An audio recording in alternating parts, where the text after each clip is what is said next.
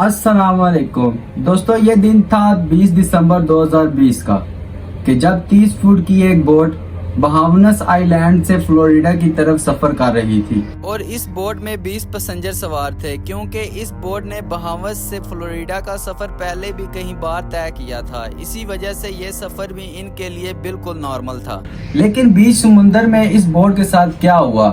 क्या इसको समुंदर निगल गया या किसी ये तूफान का शिकार हुए? अगर कोई इन्फॉर्मेशन थी तो वो ये थी कि बहामस आइलैंड से ये बोट बिल्कुल ठीक ठाक हालात में निकली थी।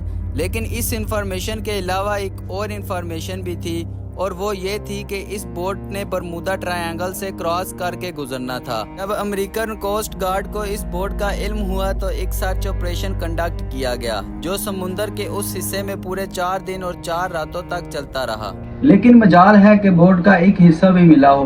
नाज़रीन, हम सब ने बरमूदा ट्रायंगल की कई स्टोरी सुन रखी हैं। बरमूदा ट्रायंगल समुंदर का एक बहुत बड़ा हिस्सा है जो असल में अटलांटिक ओशन में पाया जाता है। ये ट्रायंगल फ्लोरिडा से बरमूदा आइलैंड और फिर पुएर्टो रिको से होकर वापस फ्लोरिडा पर ख़त्म होता है। इस बनने वाले ट्रायंगल का एरिया 8 लाख स्क्वायर किलोमीटर के बराबर है, यानी ये ट्रायंगल पाकिस्तान और तुर्की से भी ज़्यादा बड़ा है। जिसे बरमूदा ट्रायंगल तो कभी डेविस ट्रायंगल के नाम से जाना जाता है।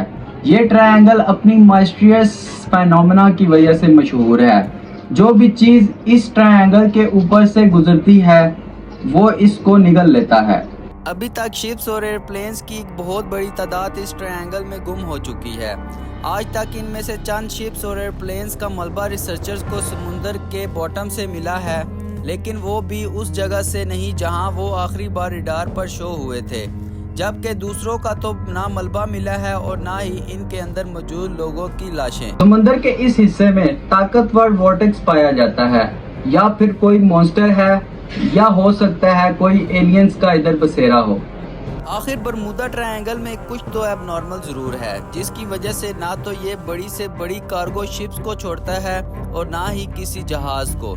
यहाँ पेश आने वाली एबनॉर्मल एक्टिविटीज की एक्चुअल रीजन साइंसदानों को आखिरकार मिल चुका है। ये मामला शुरू हुआ था 1945 में, जब यूएस नेवी के 5 बॉम्बर एयरक्राफ्ट एक मिशन पर निकले थे।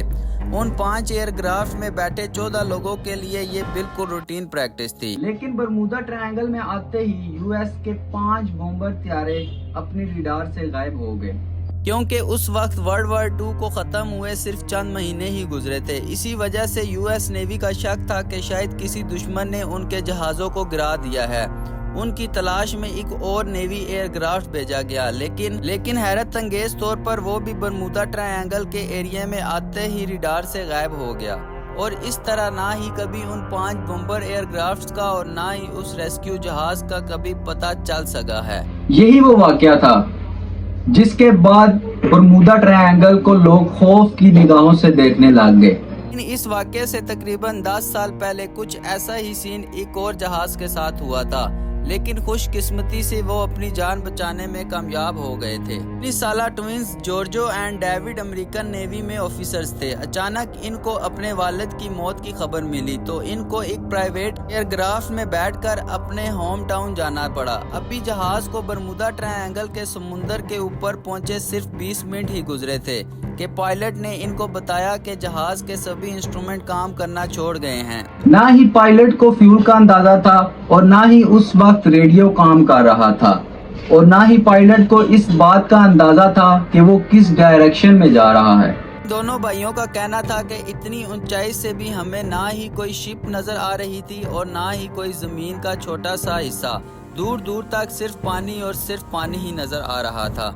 इतने में पायलट के पसीने छूटने शुरू हो गए और वो बेहोश हो गया, लेकिन खुशकिस्मती से जहाज में को पायलट भी मौजूद था। जहाज का कंट्रोल संभाल लिया और चंद घंटों की खौफनाक परवास के बाद आखिरकार उनको जमीन नजर आ गई, जहां जहाज को इमरजेंसी लैंड कर लिया गया।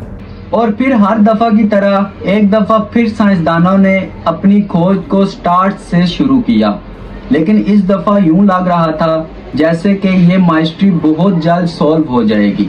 यूनिवर्सिटी ऑफ कोलोराडो से ताल्लुक रखने वाली एक अमेरिकन साइंटिस्ट टीम ने सैटेलाइट से बरमूदा ट्रायंगल की कड़ी जांच की, जिसमें उनको कुछ ऐसा देखने को मिला जो शायद आज से पहले किसी ने भी नहीं देखा था।